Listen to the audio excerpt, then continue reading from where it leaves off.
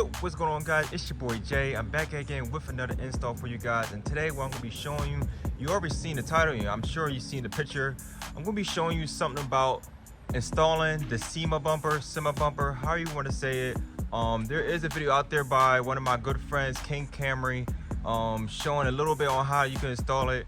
This is actually like, where we at right now, like 8 months later after I already had it. So I got a lot of stuff to tell you guys about on what you need to do to make the SEMA bumper fit really good, or the best you can get it. Honestly, this is the best I could get it, and granted, it's aftermarket, so I know there's some play in there and that stuff you have to expect and stuff you just have to deal with. All right, so let's get straight into it. Let me just go ahead and pick it up for you guys real quick. So I got the bumper painted in midnight black metallic, OEM color from Toyota. The guy did really good in the color. Don't mind this, I just took the wrap off of it. This is, like I said, this is 8 months later, so this is not even brand new no more. But there's a lot of things I had to do. I'm not gonna lie, yo, this thing was a pain in the mother. I was so annoyed at this bumper when I was trying to install it. It's crazy how many things you gotta go through to install this bumper, honestly. So what I want to show you guys here, like, so you got the little hose right here for the sensors. Those come like that. You could draw them out if you have sensors to go ahead and install with it and do what you need to do. I think you probably have to put some like another hole right here too if you have the sensors. I'm so glad I don't, because that's a lot of more work I don't want to explain. I'm pretty sure I made these bigger, you know, the ones that go up to right here. I made those bigger. I was messing with a lot, honestly. All this right here, the tubes that go on the side of the quarter panel into the side of the bumper right here, this doesn't even come like this. You gotta do a lot of like get a Dremel.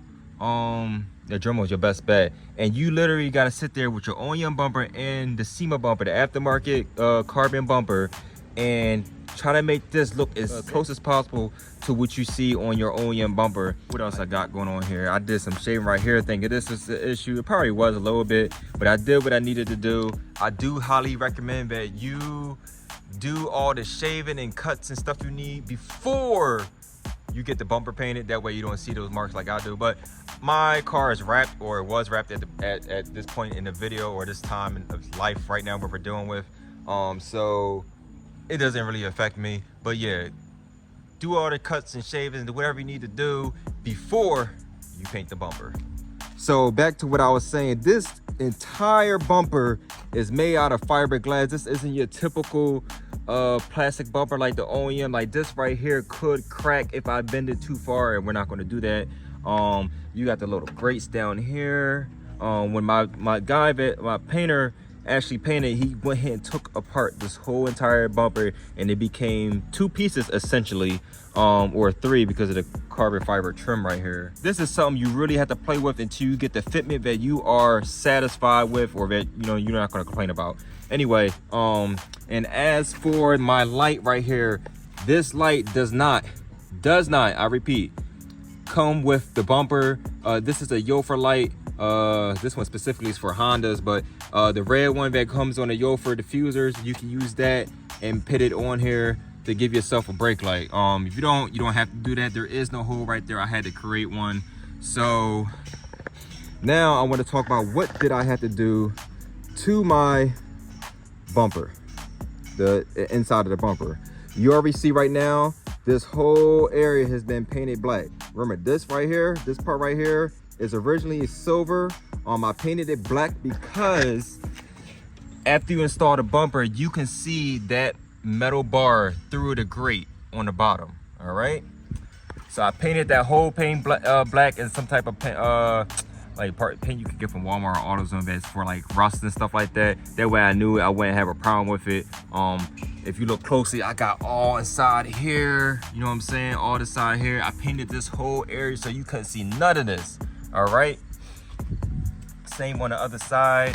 I painted a lot, went on here so you couldn't see no first off, red paint. If you have a black Camry, I mean, this wasn't affect you, just had to paint the bar, but I got a red Camry and you would see the red paint around there. So the next thing you need to do, or first off, I found it very helpful pulling this whole bracket right here off and actually putting it on the bumper and finding where I need to get my clips in at to make it perfect, or semi-perfect.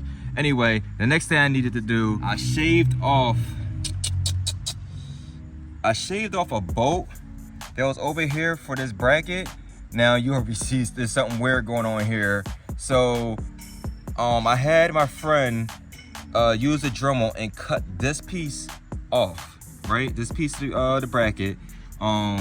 We had to shift this whole sensor over to the side, and then as you see, it's just really only bolted down by this screw right here, and then like this, like right here, is kind of holding it. I haven't had any issues with it.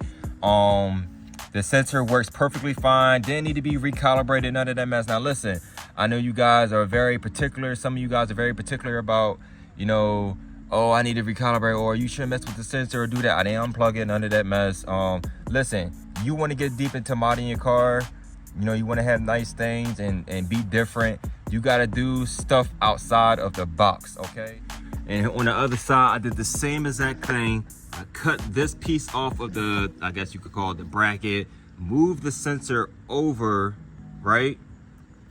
It's screwed into here, and then like it's obviously it's like kind of behind the nut of this one right here. In a way, I painted this area, right? I don't have no issue. This sensor is for blind spot monitoring. So when you get the little the light on your mirrors, when you get the little light on your mirror right here, that's what that's for. And here, the reason why this is so important is because when you go to put on the bumper, this part right here is going to get in the way. This whole area, man, it was tough. I even cut off a little bit of this part right here, like the actual fiberglass in this area, to give myself the space for this bumper to fit on properly onto my Camry. All right, let me mention this part right here, the tooths that go inside this part right here, right? This fitment is very important too. You want to look at your OEM bumper and try to match this up as much as possible, because this right here is very important when it comes to fitment and clip it in correctly onto your Camry. You also need to make the holes to these for the underneath the splash shield. That way you can put the pins inside your bumper. All right, yeah, guys, that is everything. I'm gonna go ahead and try to put the bumper, not even try, I'm going to put the bumper on. That way you guys can see exactly what I mean by the fitment and stuff you need to do. I do highly advise if you get the brake light for this bumper, to put the wire behind the bar. That way you don't see it through the grate in front of the bar through the grate, if that makes sense. All right, so now I'm gonna pick it up.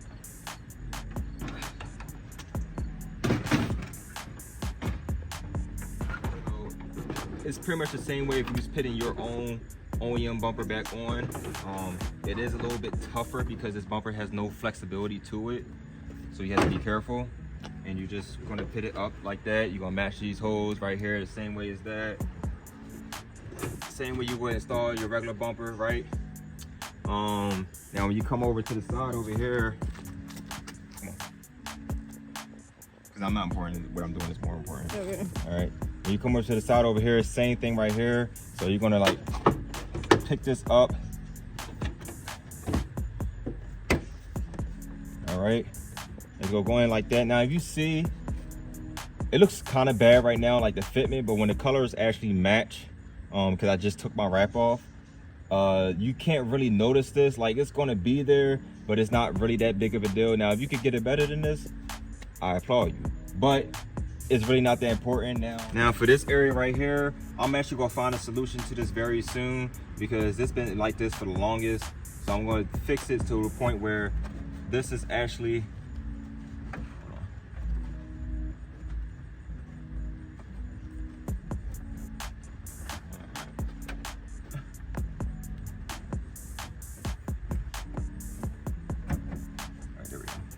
I'm gonna fix it to the point where this is actually connected like this and not open like this. You know what I'm saying? It's kind of bothered me for a while, so I'm actually gonna do something about it.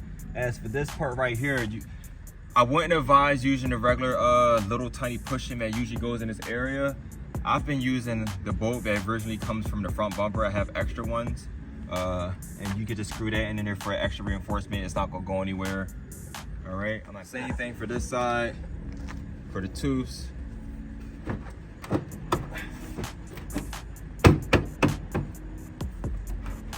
Really the same thing. The fitment is not perfect by any means. Same thing for over here. I need to fix this area, but the little bolt, like one of these, you're gonna stick inside that little hole and drill it in. All right.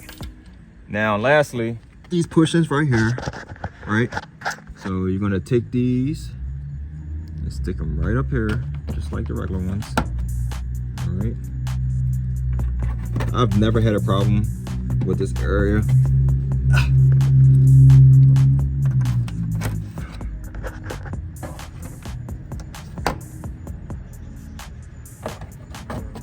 Right.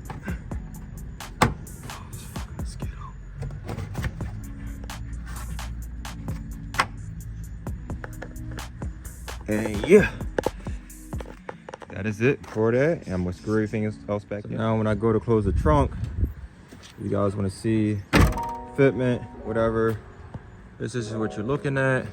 Granted, I'm going to show you guys another clip of what this look like when the colors match.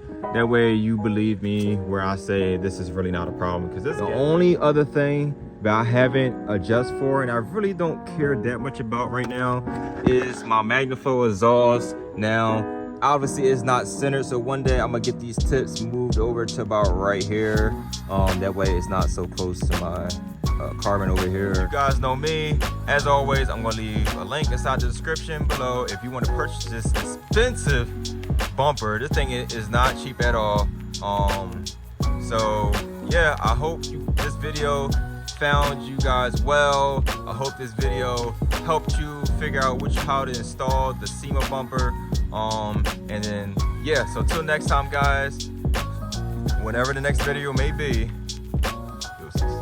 Yo guys, this is another video. I'm just making another clip for you guys. At the time of I'm about to post this video, I realized I needed to make another clip. So you're gonna see some that you probably, you know, YouTube people you probably wasn't expecting to see. But don't ask any questions because I'm gonna catch up on my videos, okay? All right, so I wanted to show you guys is that pretty much a couple things that I missed.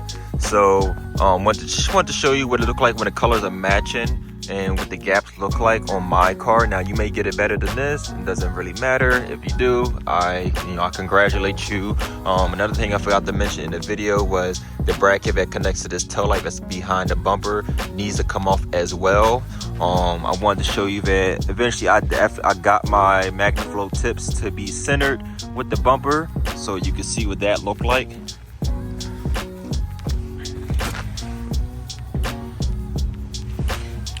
All right, and then same thing on the side. You can see what it looked like when the colors are matching. You can see that the gap really isn't that big. You can see any of my pictures on Instagram, it doesn't look like that. All right.